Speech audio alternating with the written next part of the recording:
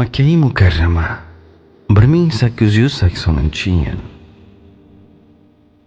Atrofi tog'lar bilan o'ralgan muqaddas shahar. Biz unga bu yerlarni qurshab turgan Ajiyat qal'asidan qaraymiz. Yer yuzida eng birinchi qurilgan masjidning hurmatidan Usmoniylar Ajiyat qal'asiga bayroqlarni osib qo'yishmagan.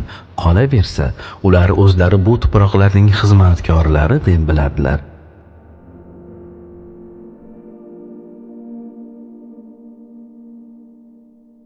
Keling, Masjidul Haromning 1880-yilgi ko'rinishiga birgalikda safar qilamiz. Muqaddas makon.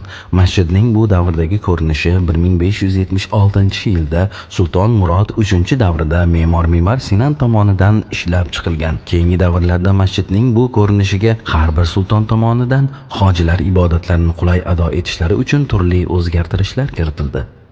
Masjidning atrofidagi binolarga e'tibor bersangiz, ularning soyasi Ka'baga tushmaydigan qilib qurilganiga guvoh bo'lasiz. Ka'ba atrofidagi mashhur Usmoniy ravoqlari ko'pchilikning e'tiborini tortgan. Bu yerlar kambag'al ziyoratchilar bepul qolishlari mumkin bo'lgan rabotlar bo'lgan. Sulaymoniya madrasasi esa ajdodlarning ilmga ko'rsatgan e'tiborlari belgisidir.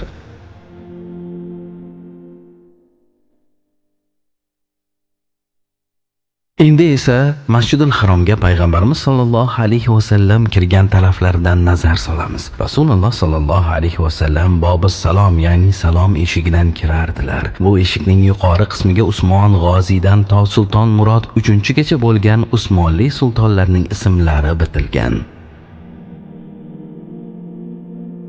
Ravoqlarning ostidan o'tib, qumli yerlar bo'ylab yurib, oq marmarlar bilan qoplangan tavof maydoniga boramiz.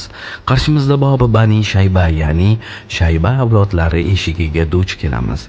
Bani Shayba urug'i qo'lida Ka'baning kalitlari saqlanadi. Darvoza arksimon shaklda qurilgan. Bobi Bani Shayba Rasululloh sollallohu alayhi vasallam hayotlik davrlarida Masjidul Harom hududiga o'tilgandan dastlabki kirish joylaridan biri bo'lgan. Payg'ambarimiz sollallohu alayhi vasallam tavof uchun shu darvozadan o'tib, masjidga kirganlar va o'ng tomonga qarab yurganlar. Biz ham xuddi shunday qilamiz.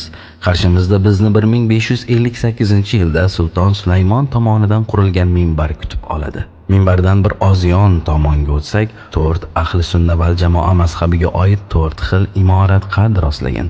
Ularning ichida eng kattasi Hanafiy mazhabiga oid bo'lib, u oltin mizob tarnovning ro'parasiga joylashgan. O'sha vaqtlarda namozni bir imom o'qimas edi, balki har bir mazhabning imomi namozga imomlik qilardi. Kechki namozlarni ado etishda qulaylik bo'lishi uchun tavof atrofi qandillar bilan o'ralgan. Muqaddas masjidni xushbo'ylantirish maqsadida qandillarni yoritish uchun atirgul moyidan foydalanilgan.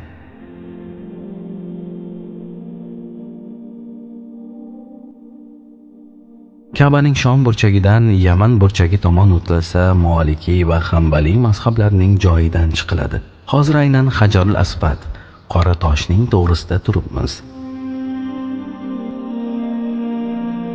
Jannatdan yerga Odam alayhissalom bilan birga tushirilgan tosh. Bu yerda tavof boshlanadi. Multazam esa duolar tezda qabul bo'ladigan makon sanaladi.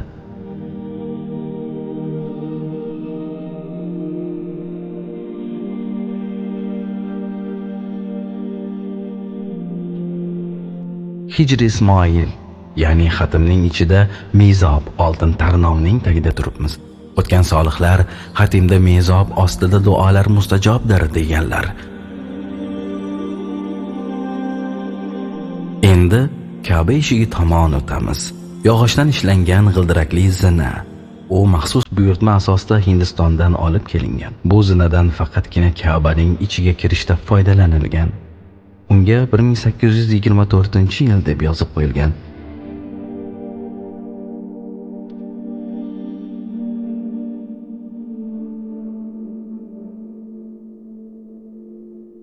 Mana Allohning baytining darvozasi ostonasida turibmiz. Bandani o'zgacha his-hayajon qamrab oladi.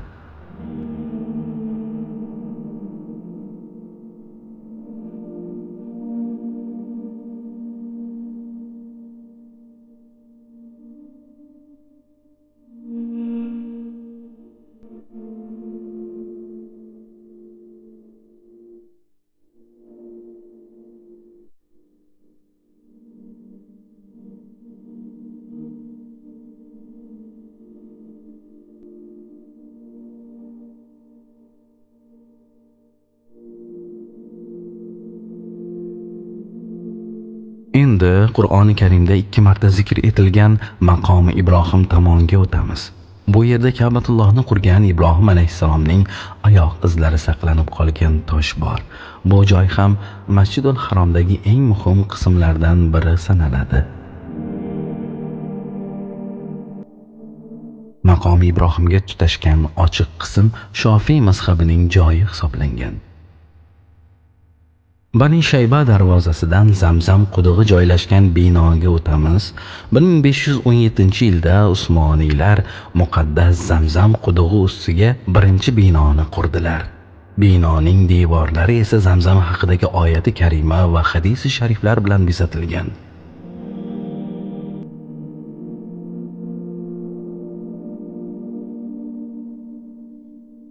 Zamzam qudug'i Sulton Ahmad I hadyasi bo'lmish kumush panjaralar bilan o'ralgan.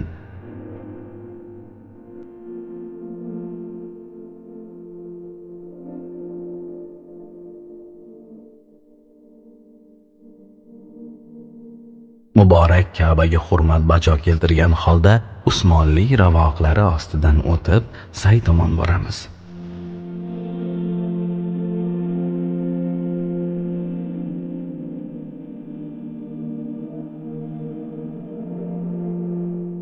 Hozir Safo tepaligida turibmiz. Bu yerdan say boshlanadi. Rasululloh sollallohu alayhi vasallam islomga ochiq da'vatni boshlaganlarida butun Quraysh ahli shu tepalik atrofida to'plangandi. Sayning uzunligi 394 metr, endi esa 20 metr bo'lgan. Bu yer payg'ambarimiz sollallohu alayhi vasallam bilan bog'liq juda ko'plab xotiralarni o'zida mujassam etadi. O'sha vaqtlarda bu yer Masjidul Haromdan mustaqil va shahar hayotidan ajralmas joy edi.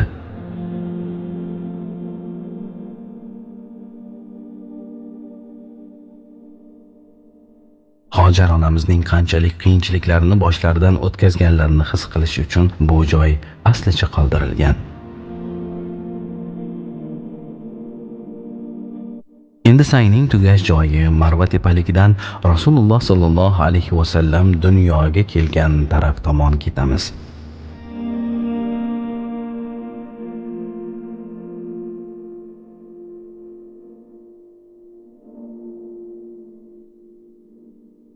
Bu joydan islom dinining ilk davrlaridan boshlab masjid sifatida foydalanilgan.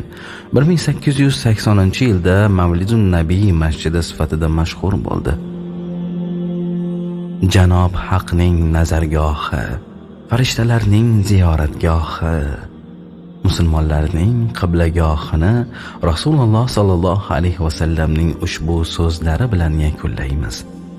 Ey Makka, Allohga qasamki, albatta sen Allohning eng yaxshi yerisan va Allohning o'ziga eng mahbub yerisan.